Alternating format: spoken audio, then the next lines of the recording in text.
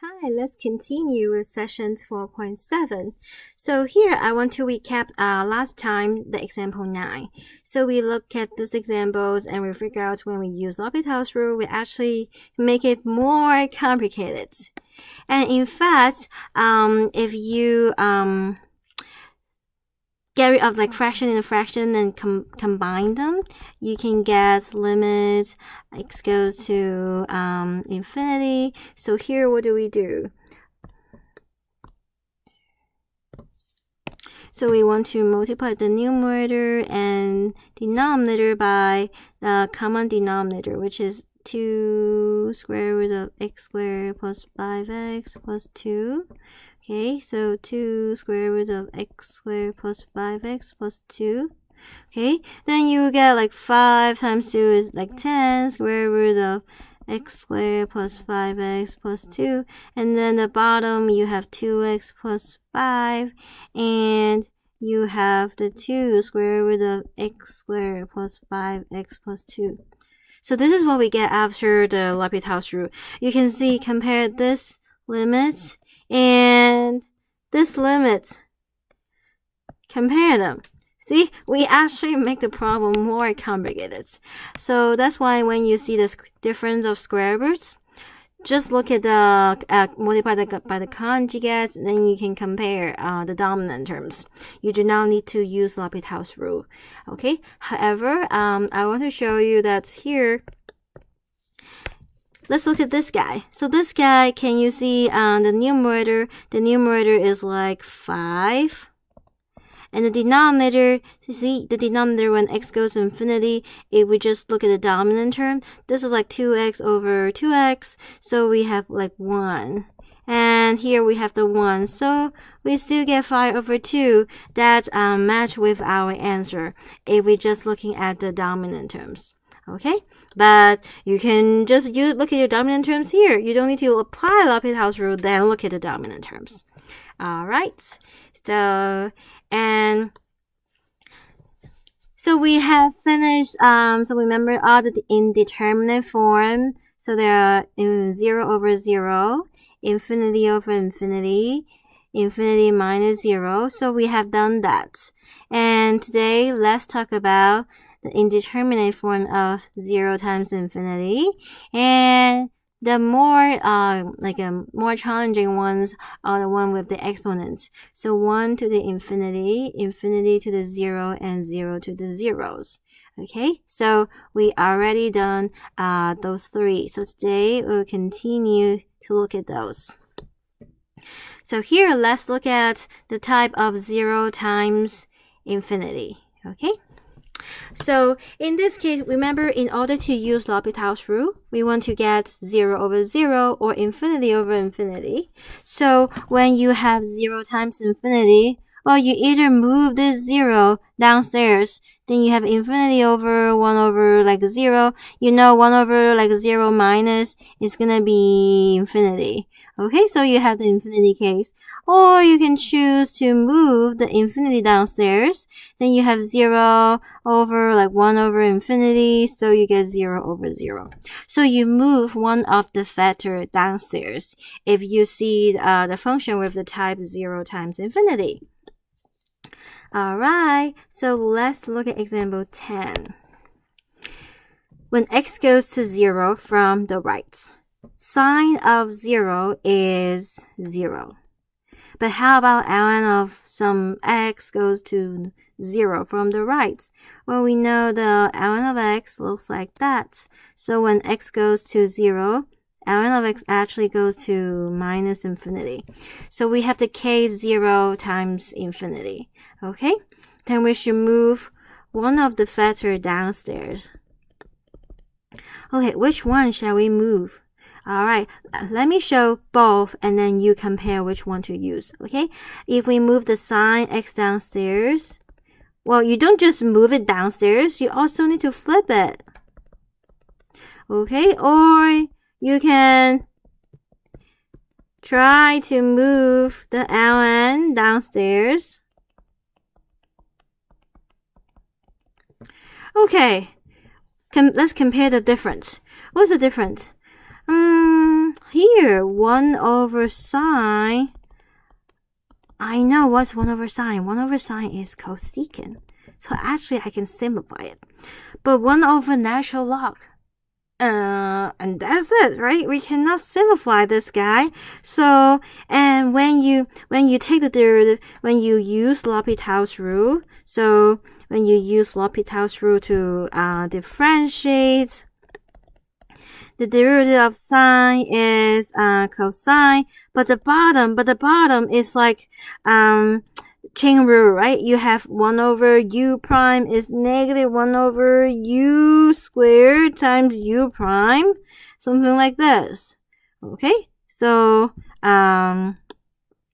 that's quite complicated. When you flip it back, you get negative cosine x ln of x squared and x.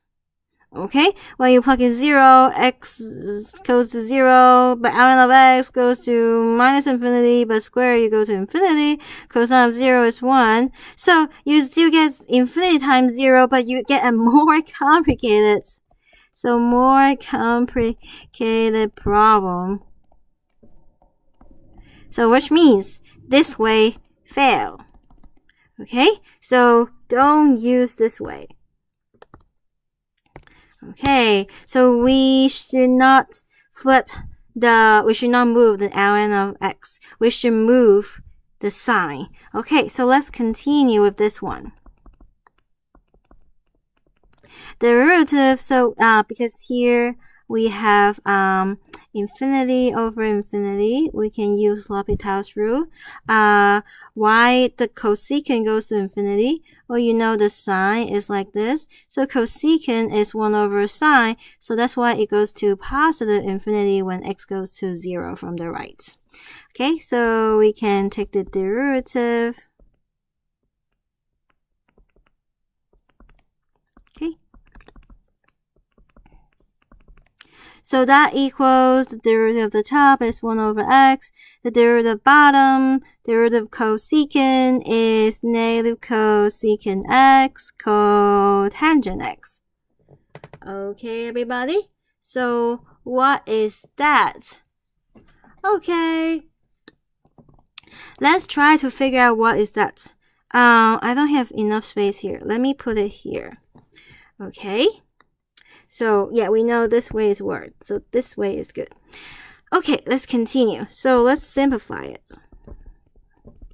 So negative, put it in front. X means in the denominator. And then we have the cosecant x, cotangent x. I strongly recommend you, when you have the trig functions, change everything in terms of sine, cosine, because we're more familiar with sine, cosine. What is cosecant? Cosecant is 1 over sine, so we put a sine here. What's cotangent? Cotangent is cosine over sine.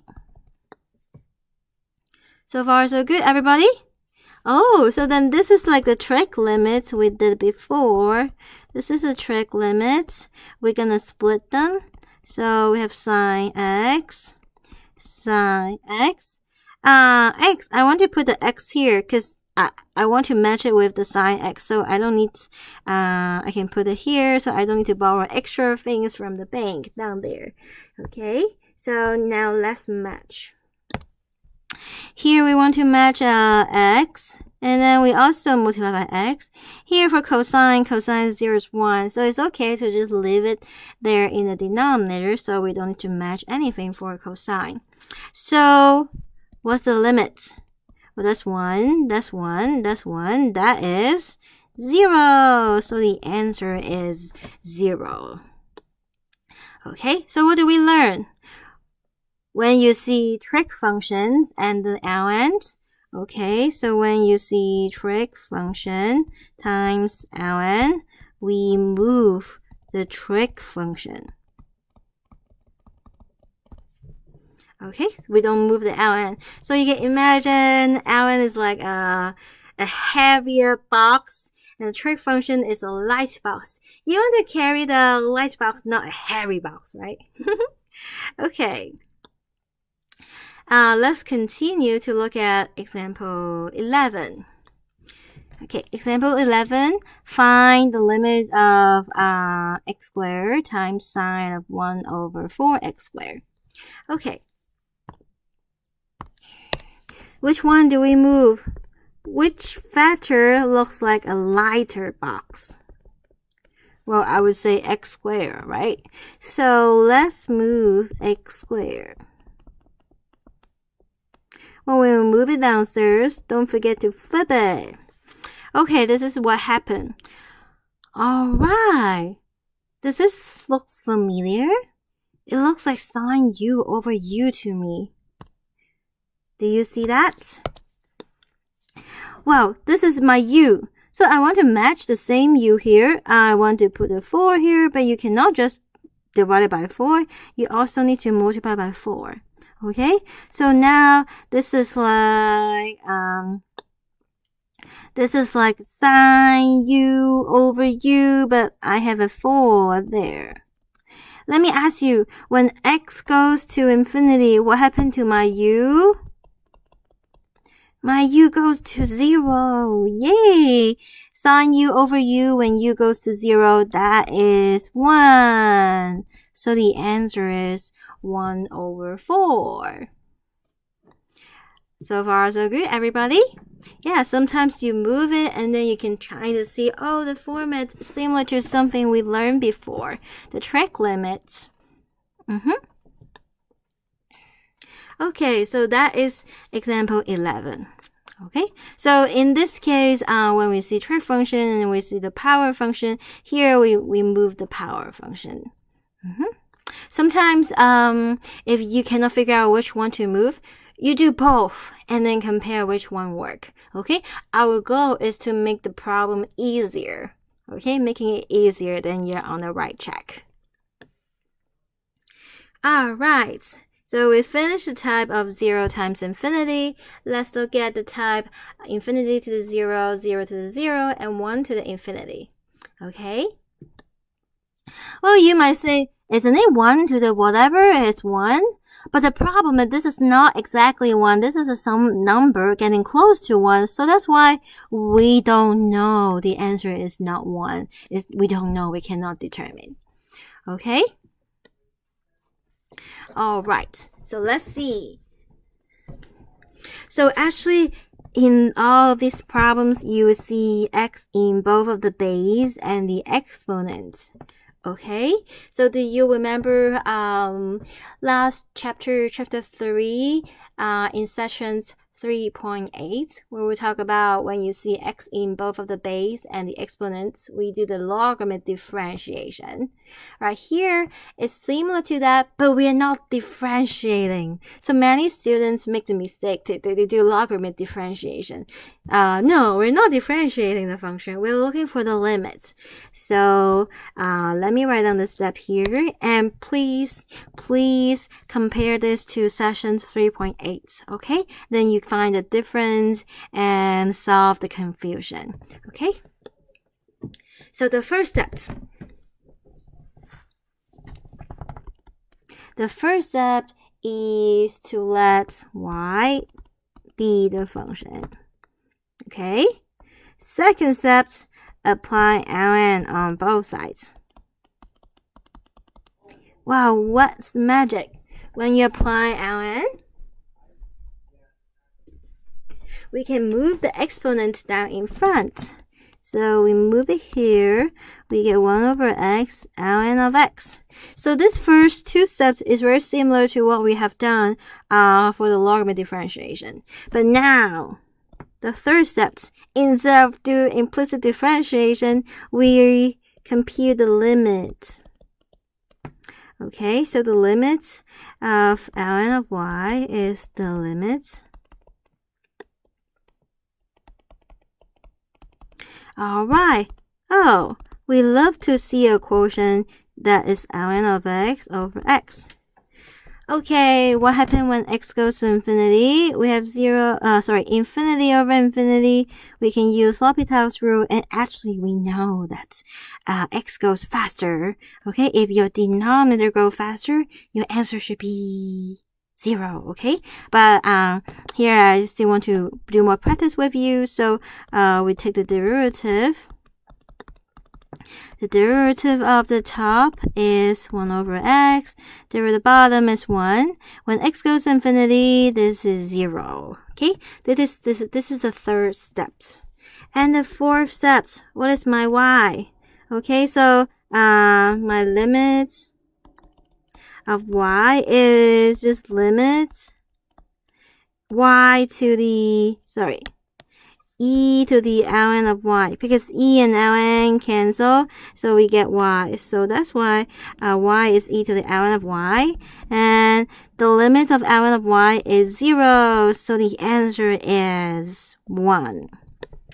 Okay, so 1 is our final answer. Okay, so here are the 4 steps. Okay, first, let y be the right hand, the function. Second, apply ln on both sides. 3, we compute the limits. Okay? 4, your answer is e to the whatever you get from step 3. Okay? So step 4 is like e to the whatever answer from step 3. Okay, everybody? So those are the 4 steps.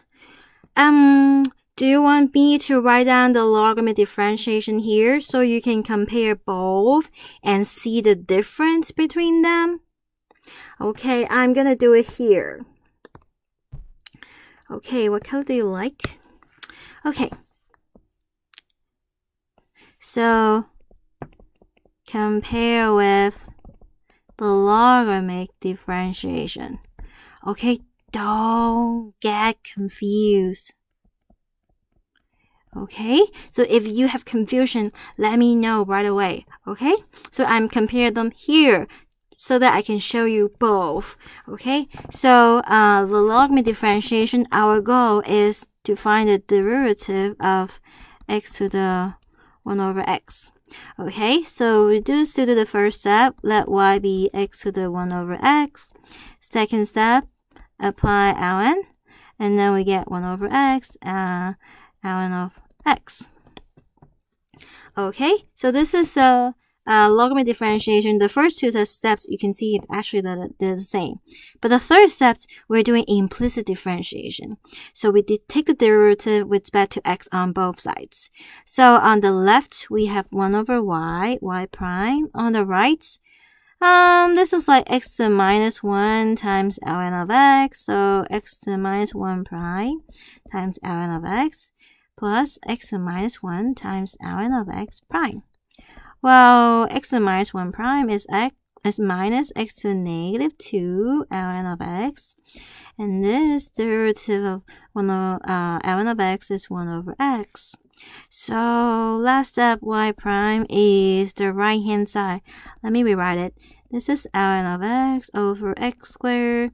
This is x to the minus 1 is 1 over x, so it's 1 over x squared times y. What is y? What's y? Y is x to the 1 over x.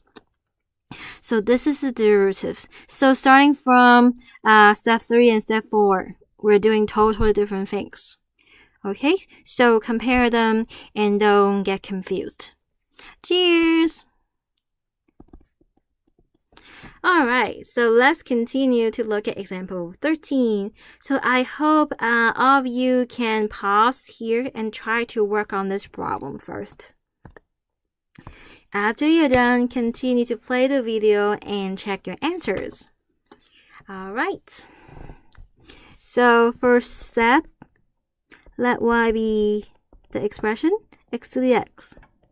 Second, apply natural log on both sides. Move the exponent down in front. And then, what do we do next? We compute the limits.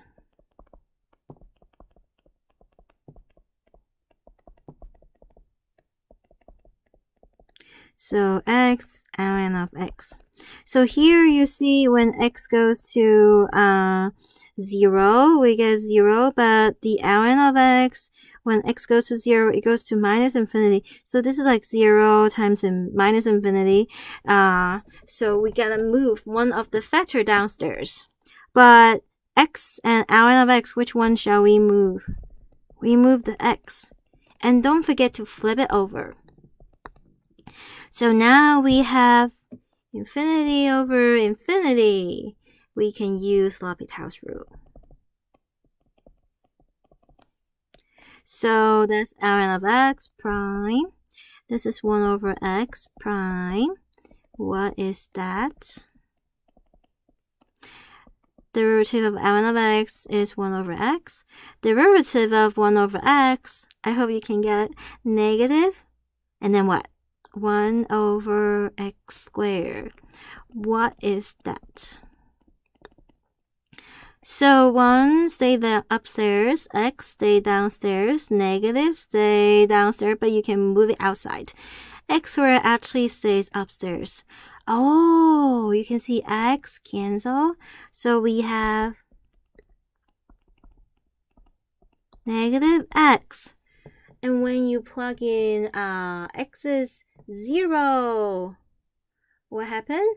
We have 0. This is the third step. The fourth step was limit x goes to 0 plus of our function. Well, e to the whatever we get from the last step. So e to the 0 is 1. Okay, the answer is 1. Oh, you might say, if I don't know how to do the problem, can I just say the answer is 1? No, that's not always the case. You saw example 12 and example 13, the answers are 1. But in example 14, the answer might not be 1. So let's see. Okay. Yes. So let's do we can see x in the base and the exponent. So let's apply the 4 steps. First step, let y be the function.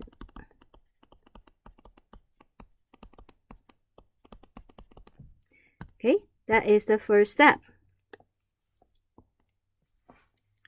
And then second step, we want to apply ln on both sides. And we can put the exponent down in front.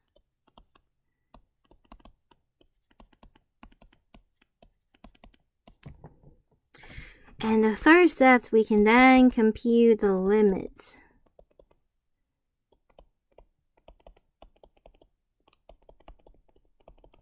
Alright, when we compute the limit, it's already a quotient. So let me make it into a quotient look like me. Alright, when x goes to 0, what happened? Well, the numerator is sine of 0, 0, e to the 0 is 1, so ln of 1 is 0. The denominator is also 0, so we can use L'Hopital's rule. So I hope you can pause and try this problem before we actually go over it. Okay, so here, what happened? We have the new derivative of the top guy, but because here we have chain rule, so 5 derivative of ln of u is 1 over u times u prime. We're going to do it slowly. Derivative of x is 1. So far, so good, everybody?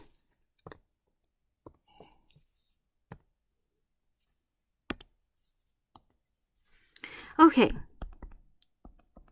So that equals to limits. X goes to 0 plus. Okay, so we can combine them. So it's 5. Derivative of sine x, sine 2x is cosine 2x times 2. Derivative of e to the 3x is 3e to the 3x. And the denominator, we have sine 2x plus e to the 3x. So far, so good, everybody? Alright, so what happened when we plug in x is 0? Let's look at the top. Cosine 0 is 1. E to 0 is 1, so we have 2 and 3 there. Sine 0 is 1. E to the 0 is 1. Oh, what? Sorry, sine of 0 is 0. So the answer is 10, right? So no. No, the answer is not 10. What's the answer? So 5 times 5 is actually 25. It's not 10. Okay, so that's why sometimes we have to check carefully about our answers. It's okay to make mistakes, but it's very important to go back and check our words and try to fix the mistakes. Okay? Alright, so are we done? No. So what is our final answer? Okay, our final answer is e to the whatever number we get from step 3. So this is our final answer. So far, so good, everybody? So that is example 14. And what is this type? This type we have 1 to the infinity. Okay, so that's the indeterminate form. And last time we have 0 to 0. So this is indeterminate form. And the previous one, we have infinity to the 0. So we already go over 3 kinds of the indeterminate forms. Infinity to the 0, 0 to the 0, and 1 to the infinity. Alright, so everybody please pause and try to work on example 15. Okay? Let's check our work. Part 1. Okay, first step, let y be the function.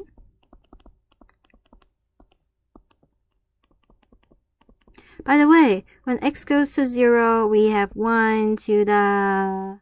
What's cotangent look like? It look like this, right? So 1 to the infinity. Okay, so second step, we apply ln on both sides.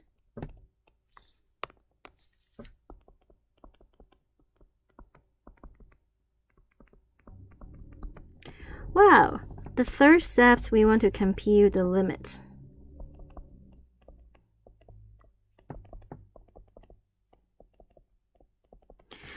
Okay, so we want to move one of the factor downstairs. Which one do you move? The trig function. So never move the ln, okay? It's so complicated. So when we move it, we get 1 over cotangent 5x. And do you know what is 1 over cotangent? That is tangent. Yeah, I hope you're very familiar with the trig identities. Because we're going to use it a lot in our course and in calculus too. So we are like building a house. The trig is like the basement. We have to make sure we have a strong basement, and then we can build first floor, second floor, and taller, right? And have a bigger house. Okay, so here when we plug in x goes to 0, sine of 0, 0, ln of 1 is 0. Denominator tangent of 0 is 0. Oh, 0 over 0, we can use L'Hopital's rule.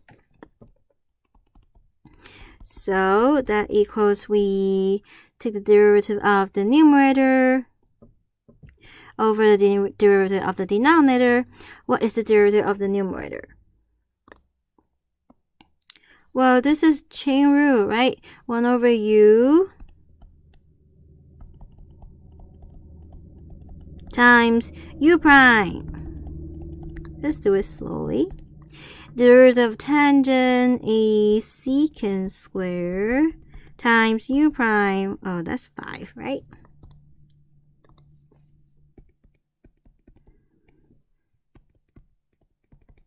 Okay, so let's continue. So we have derivative of 1 is 0, derivative of sine is cosine, and there's a 7 as the u prime. And the bottom, we have 5 secant squared 5x. Okay, let's simplify it. So that's like 7 cosine 7x, 1 plus sine 7x, and 5 secant square is in the denominator. Okay, now we let x goes to 0 from the right. The top cosine 0 is 1, so we have 7 on the top. How about the bottom? Sine 0 is 0, so 1 plus 0 is 1, and 5 secant 0 is like 1 over cosine 0, which is 1 as well. Alright, so the fourth step, limit of our function equals to e to the whatever we get from step 3, which is 7 over 5. So this is our answer for example 15. Okay. How about example 16? Well, example 16, we have this function. You can see when x goes to infinity, what's the inside? The inside goes to 1, right? So it's like 1 to the infinity. We cannot determine. Okay, so let's follow the 4 steps. So you can also pause here and try the problem first.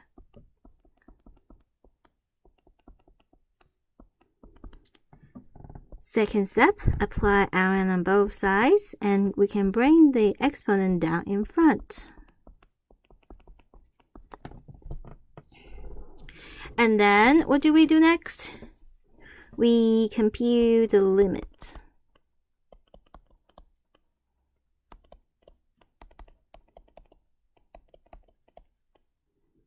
So here we have a product. Well, when x goes to infinity, this is like infinity times 0.